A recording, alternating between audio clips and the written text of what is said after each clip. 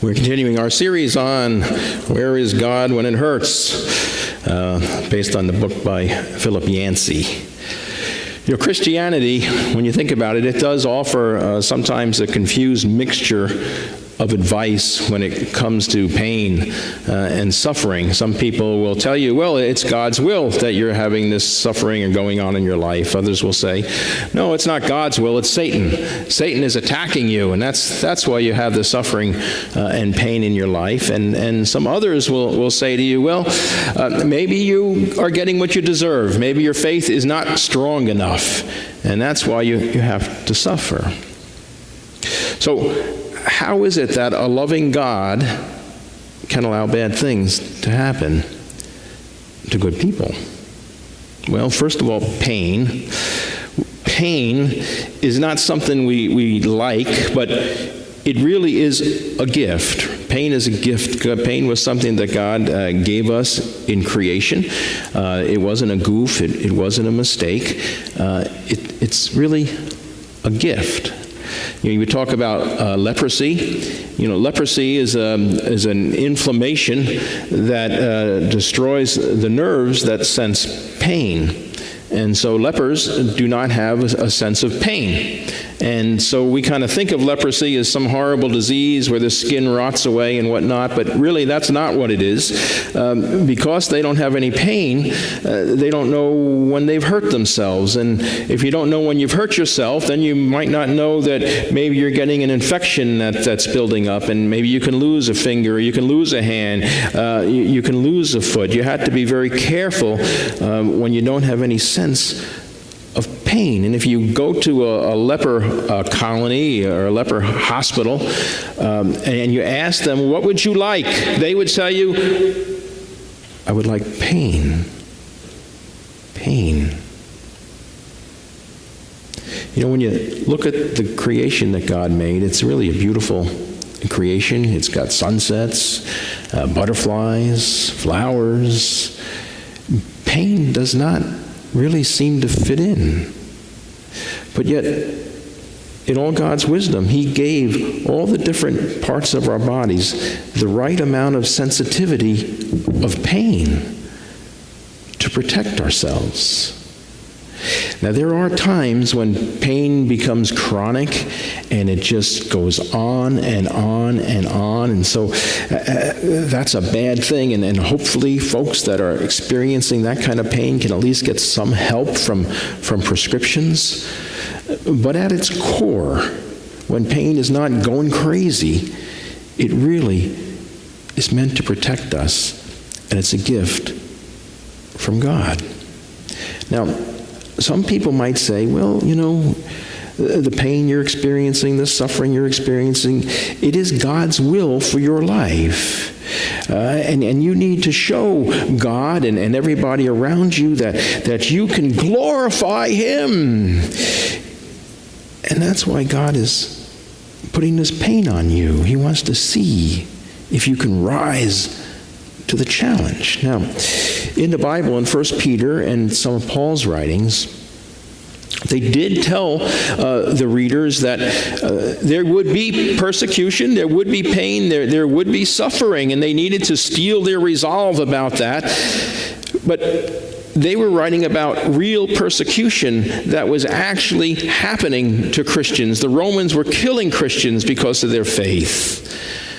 The disciples were martyred because of their faith and their preaching. And so when Paul and Peter write about this in the Scriptures, they're warning people that this is really going to happen to them. But for us today, we have to look at it with different eyes.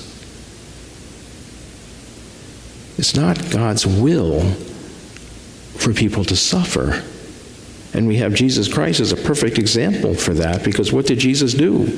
When people were suffering, when they were in pain, He healed them. If it was God's will that they stay in pain, Jesus would not have been healing them. But instead, no, He performed miracles to relieve people of the suffering and pain that they had. Now, some people, some Christians will say, well, we deserve suffering And I guess if you think about that, you can look at Job. You know, Job is a perfect example. But here's what God said of Job. There is no one on earth as faithful and good as he is. So, did Job deserve any suffering? According to God himself, he could not have been any more faithful.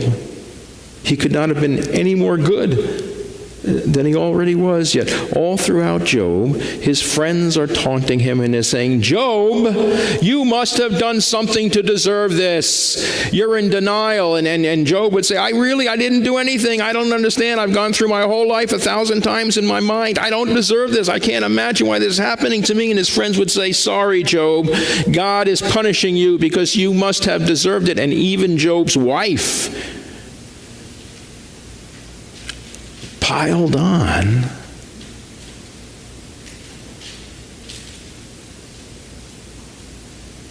But God, he shut the lid on that kind of thinking. There is no one on earth as faithful and good as Job is.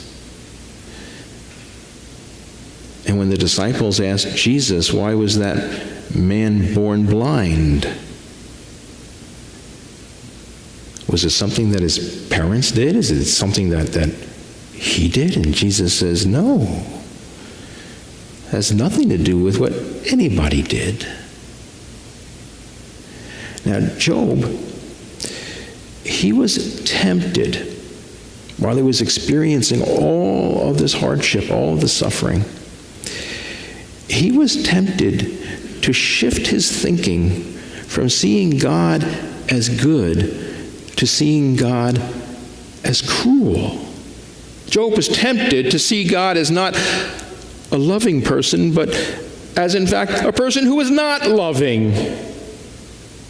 And Job wrestled with that, but his faith kept him grounded, and he would not give in to the temptation to change his theology. Yet some of us do exactly that. When suffering comes, when pain comes, something that we can't understand, why is this happening to us? There are some people who become bitter towards God. There are people who curse God. There are people who run from God. There are people who stop trusting God. There are people who simply renounce their faith altogether. God, how could you allow this to happen to me? I want nothing to do with you anymore.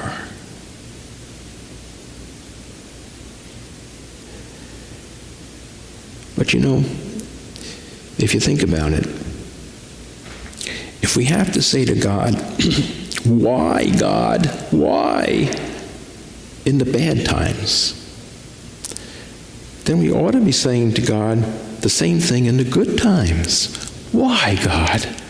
Why is life good for me?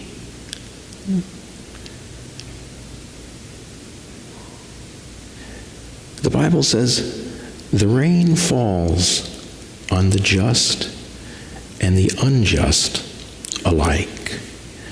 There's no special category for faithful people. There's no special category for Christians. Jesus wept when he learned about his friend Lazarus' death. And Jesus, who had perfect faith, he didn't avoid pain and suffering. He was ridiculed, he was spit on, he was whipped, he had the crown of thorns, he was betrayed, he was crucified. You know, Christians and the faithful, we're part of a broken world. We live in a world that is in fact stained with sin. But what we are called to do is to live out our faith, trusting that the weed and the wheat will grow together, and that there will be a time when they are separated, when the wheat is sent over here and the weeds are sent over there. You know, the New Testament book of Hebrews, it was written at a time when Christian persecution was really high. And the author is raising this question for his reader. I know it's persecution time. I know there's a lot of pain, a lot of suffering, but hang on to your faith. And then what the author does, he starts listing some of the heroes of the faith. And he says, look, if those people could endure, if they could hang on to their faith, if they could continue to trust God, you can as well.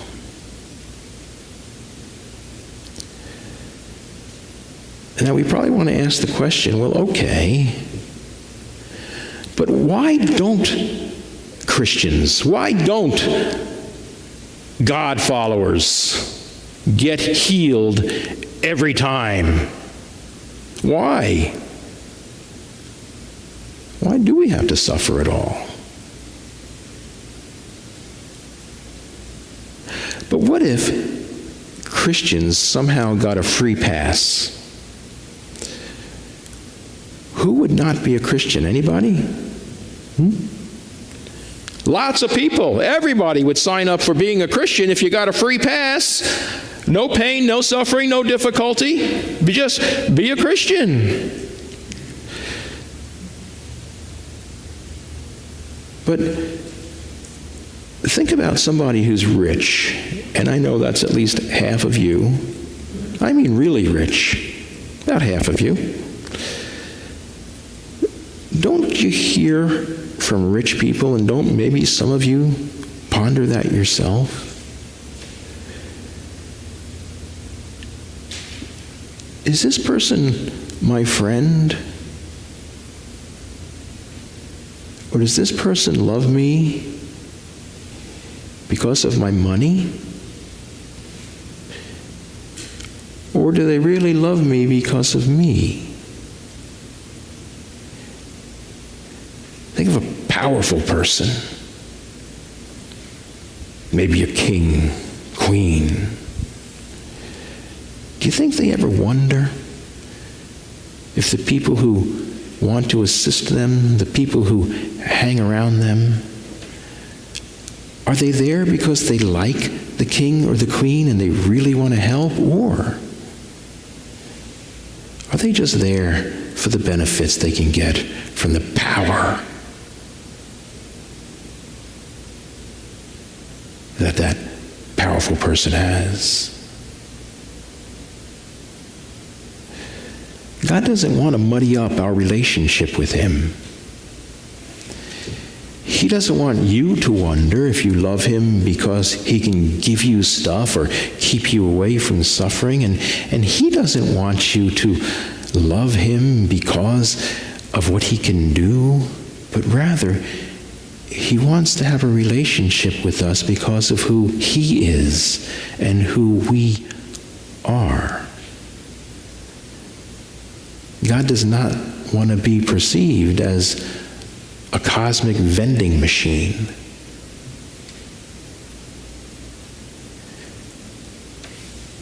He loves us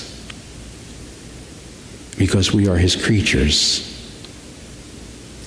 and we love Him because He loves us.